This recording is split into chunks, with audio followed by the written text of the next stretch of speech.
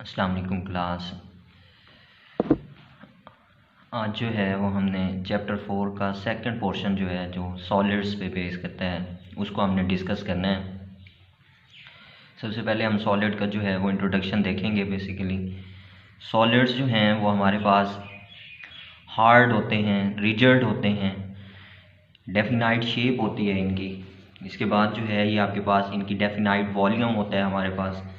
लेकिन जब आपने गैसेस और लिक्विड्स को डिस्कस किया था तो वहाँ पे हमने बात ये डिस्कस की थी कि हमारे पास गैसेस और लिक्विड्स के अंदर जो है ये प्रॉपर्टीज़ मौजूद नहीं होती, लेकिन सॉलिड्स के केस में हमारे पास ये वाली प्रॉपर्टीज़ जो हैं वो मौजूद होती हैं। अब ये वाली प्रॉपर्टीज़ सॉलिड्स के अंदर क्यों एग्जिस्ट करती हैं, उसकी वजह ये होती है कि अगर आप सॉलिड्स को देखें तो इसके अंदर एटम्स, मॉलिक्यूल्स या आयंस जो हैं वो आपस में क्लोज्ड होते हैं, आपस में एक दूसरे के साथ जो है वो जुड़े होते हैं। लिक्विड के केसेस में वो थोड़े फार अवे होते हैं और गैसेस के केस में तो वो बहुत ही ज़्यादा जो है वो हमारे पास दूर दूर जो है वो मौजूद होते हैं। अब इसकी वजह क्या होती है कि सॉलिड्स जो हैं, सॉलिड्स हमारे पास जो है वो उनके दरमियान एम्प्टी स्पेसेस जो हैं वो नहीं होती। यहाँ पे देखें आपको कोई भी एम्प्टी स्पेस जो है वो नज़र नहीं आ रही। फिर इसके बाद देखें कि आपके पास इनकी जो पोजीशन है पड़ी वो फिक्स्ड है पड़ी कि अगर ये एटम इस पोजीशन के ऊपर मौजूद है तो ये इसी पोजीशंस के ऊपर ही क्या रहेगा, फिक्स्ड रहेगा। ये अपनी पोजीशन जो है वो चेंज नहीं करेगा। लेकिन अगर आप गैसेस या फिर लिक्विड के केस में देखें तो यहाँ पे आपके पास जो है इनकी पोजीशन जो है वो चेंज होती रहती हैं। फिर उसके बाद देखें कि आपके पास यही दो रीजंस हैं जिसकी वजह से आप ये कहते हो कि सॉलिड्स जो है वो आपके पास ये वाली प्रॉपर्टीज़ जो है वो क्या कर रहा है, एग्जिस्ट कर रहा है। अच्छा, फिर ये बात हो सकती है कि सॉलिड्स के केस में ये जो आपके पास एटम्स या मॉलिक्यूल्स नज़र आ रहे हैं ये अपनी ही पोजीशंस के ऊपर क्या कर सकते हैं, वाइब्रेट कर सकते हैं। इसी वजह से हम ये कहते हैं कि सॉलिड्स जो हैं वो हमारे पास वाइब्रेटरी मोशन जो है वो शो कर रहे होते हैं। फिर इसके बाद जो है अगर हम सॉलिड्स को मज़ीद आगे लेके चलें तो हमारे पास जो है वो सॉलिड्स की दो टाइप्स आती हैं। ये दो टाइप्स जो हैं ये हमारे pass on the basis of the arrangement of the constituents आते हैं। अब कॉन्स्टिट्यूएंट्स केस में आपके पास क्या हो सकते हैं, एटम्स हो सकते हैं, मॉलिक्यूल्स हो सकते हैं आपके पास। मॉलिक्यूल्स के बाद जो है वो आपके पास जो है वो आयंस हो सकते हैं। तो आपके पास जो है किसी भी सॉलिड्स के अंदर जब आप टाइप्स को डिस्कस कर रहे होते हैं तो वो बेसिकली इन आपके पास जो अरेंजमेंट ऑफ कॉन्स्टिट्यूएंट्स हैं, कॉन्स्टिट्यूएंट्स के अंदर ये आपके पास एटम्स आ जाएंगे, मॉलिक्यूल्स आ जाएंगे और आपके पास जो है वो आयंस आ जाएंगे। इन तीन जो हैं ये तीन चीज़ें जो हैं इनके अरेंजमेंट के ऊपर हमने सॉलिड्स को जो है वो क्लासीफाई किया है। अब हमारे पास जो है सॉलिड्स दो तरह के होते हैं, एक को हम क्या कहते हैं, क्रिस्टलाइन सॉलिड्स कहते हैं और दूसरे को हम क्या कहते हैं, अमॉर्फस सॉलिड्स कहते हैं। सबसे पहले जो है वो हम थोड़ा सा क्रिस्टलाइन सॉलिड्स के बारे में जो है वो हम डिस्कस करेंगे। क्रिस्टलाइन सॉलिड्स की जब हम बात करते हैं तो हमारे पास जो है क्रिस्टलाइन सॉलिड्स के अंदर जो है वो रेगुलर पैटर्न होता है। अब रेगुलर पैटर्न से क्या मुराद है कि मिसाल के तौर के ऊपर कि अगर आपके पास दो एटम्स हैं ए एंड बी, आपके पास दो ही एटम हैं, एक ए है, दूसरा आपके पास क्या है, बी है। अगर आप इनको अरेंज कर दें और अरेंज किस तरीके से करें कि आपके पास देखें जिस तरह से यहाँ पे मैंने आपको ये बना के दिखाया है कि आपका एक एटम ए है, फिर उसके बाद जो है एक रेगुलर पैटर्न के तहत बी आ रहा है, फिर दोबारा एक आ रहा है, फिर ए आ रहा है, फिर आपके पास बी आ रहा है, फिर ए आ रहा है, फिर आपके पास क्या आ रहा है, बी आ रहा है। इसी तरह से दोबारा जब ये अरेंज हुए हैं तो आपके पास दोबारा दूसरी लेयर के अंदर भी जो है वो ए है, फिर बी है, फिर ए है, फिर आपके पास क्या आ रहा है, बी आ रहा है। तो इसका ये मतलब हुआ कि क्रिस्टलाइन सॉलिड्स ऐसे सॉलिड्स होते हैं जिनके अंदर आपके पास ये एटम्स, मॉलिक्यूल्स और आयंस जो हैं ये आपस में क्या होंगे, एक रेगुलर पैटर्न के तहत जो है वो अरेंज होंगे। तो हम इस तरीके से क्रिस्टलाइन सॉलिड्स को डिफाइन कर सकते हैं कि दो सॉलिड्स इन विच एटम्स, आयंस और molecules are arranged in a definite three-dimensional pattern are called crystalline solids। अब इसकी एग्जांपल्स की तरफ चलें तो आप घरों के अंदर मिसाल के तौर पे देखें, कॉमन सी बात है कि हमारे घरों के अंदर जो है वो NaCl नमक जो है वो मौजूद होता है, या फिर अगर आप शुगर को देखें तो आपके पास वो हमेशा क्रिस्टलाइन फॉर्म के अंदर जो है वो आपके पास मौजूद होते हैं। अब दूसरी टाइप जो है वो आपके पास क्या है पड़ी, अमॉर्फस सॉलिड्स है। अगर आप जितने भी आपके पास सॉलिड्स होते हैं वो सारे के सारे क्रिस्टलाइन सॉलिड्स नहीं होते, उनमें से कुछ जो सॉलिड्स हैं पड़े वो आपके पास अमॉर्फस सॉलिड्स भी जो हैं वो होंगे। अब ये जो आपके पास वर्ड अमॉर्फस है पड़ा, इसका मतलब होता है शेपलेस। इसका मतलब क्या होता है? शेपलेस।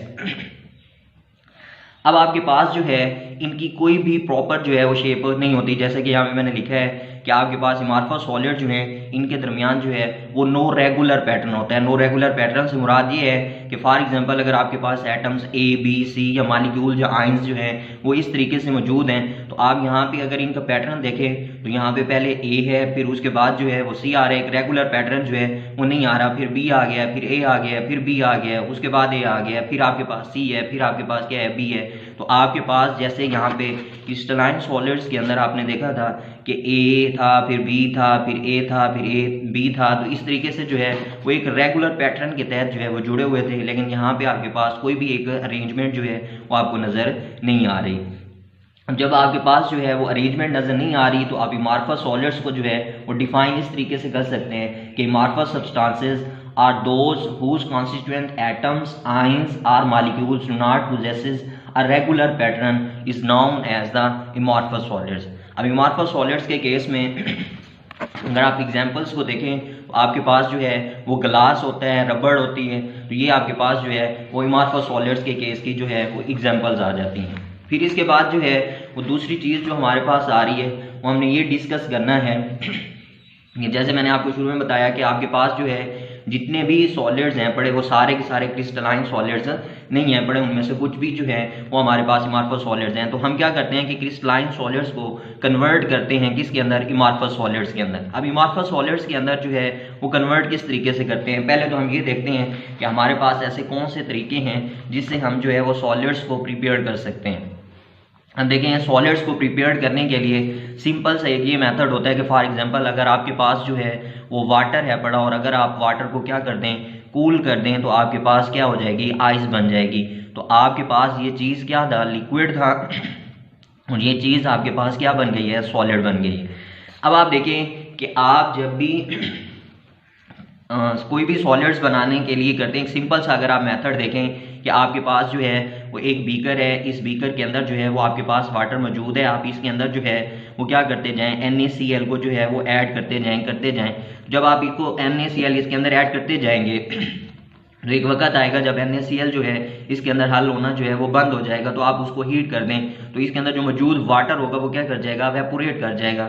जब वाटर वेपोरेट करेगा तो आपके पास क्या बन जाएंगे? क्रिस्टल्स बन जाएंगे और ये प्रोसेस आपके पास क्या कहलाता है? क्रिस्टलाइजेशन कहलाता है। अच्छा, अब आप देखें कि हम इस प्रोसेस के जरिए क्या करना चाह रहे हैं कि हमारे पास जो है वो एक मोल्टन मास है पड़ा, आपने उसको क्या किया है? हीट किया है। हीट करने के ऊपर जो है वो मोल्टन मास आपका किधर कन्वर्ट हो जाएगा? लिक्विड के अंदर कन्वर्ट हो जाएगा। अब जब ये लिक्विड बना है तो आपने इसको क्या किया हुआ था? हीट किया हुआ था। हीट करने के ऊपर ये लिक्विड बन गया। लिक्विड जब बना तो आप अगर इसको रैपिड कूल कर दें, कि आप इसको फौरन ही कूल कर दें, तो जब आप इसको कूल करेंगे तो इसके दरमियान ये जो आपके पास ये जो मोल्टन मास था ये क्रिस्टलाइन था। क्रिस्टलाइन के अंदर हमने देखा था कि एटम्स, मॉलिक्यूल्स और ये जो आइंस हैं बड़े, ये आपके पास क्या होंगे? अरेंज फॉर्म में होंगे।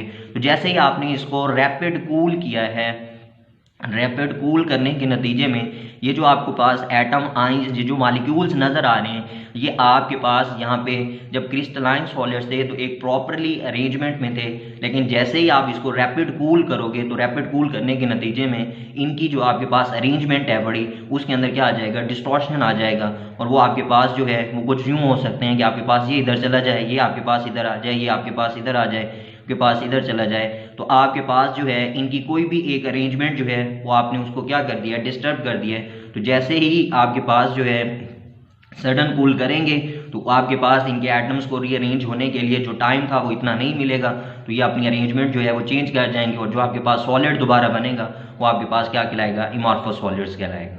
अच्छा, फिर उसके बाद देखें कि आपके पास जो है कोई भी एक लार्ज जो है वो एक अमॉर्फस सॉलिड जो है वो आपके पास मौजूद हो। ये मैंने एक लाइन बनाई है, ये सारे का सारा जो है ये आपके पास एक अमॉर्फस सॉलिड्स है।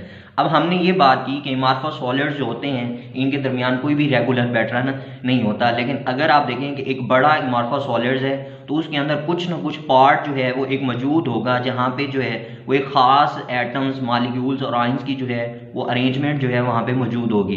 तो आपके पास ये इतना बड़ा जो है वो अमॉर्फस सॉलिड्स था, उसमें से ये वाला पार्ट आ रहा है, ये आपके पास जो है यहाँ पे एक रेगुलर पैटर्न जो है वो मौजूद था। तो अगर आपके पास किसी भी इमार्फस सॉलिड्स के अंदर जो है वो क्रिस्टलाइन पार्ट मौजूद हो तो आप उसको क्या कहते हो, क्रिस्टलाइड्स कहते हो। तो आपके पास जो है बेसिकली ये इमार्फस सॉलिड्स होने के साथ साथ जो है उसके अंदर जो है वो एक रेगुलर पैटर्न मौजूद नहीं है, लेकिन एक ख़ास इसके अंदर एक पॉइंट मौजूद है ये वाला, जिसके अंदर जो है वो एक रेगुलर पैटर्न जो है वो मौजूद है। जहाँ पे रेगुलर पैटर्न मौजूद होगा तो उसको आप क्या बोलोगे, क्रिस्टलाइड्स बोलोगे। फिर इसके बाद देखें कि आपके पास इमार्फस सॉलिड जो है इनका आपके पास जो है वो शार्प मेल्टिंग पॉइंट जो है वो नहीं होते, क्योंकि ये आपके पास जो है वो सॉफ्टनेस हो जाते हैं किसी भी टेम्परेचर रेंज के ऊपर। फिर आप इनको जो है वो मोल्ड कर सकते हैं। मोल्ड का ये मतलब है कि आप इसको जिस भी शेप के अंदर कन्वर्ट करना चाहें आप जो है वो उसको कन्वर्ट जो है वो कर सकते हैं। तो इसी वजह से जो है आपके पास ये जो ग्लासेस वगैरह होते हैं, आपके पास हीट ऑफ फ्यूजन जो है वो आपके पास क्या कर रहे होते हैं, पोजेस नहीं कर रहे होते हैं।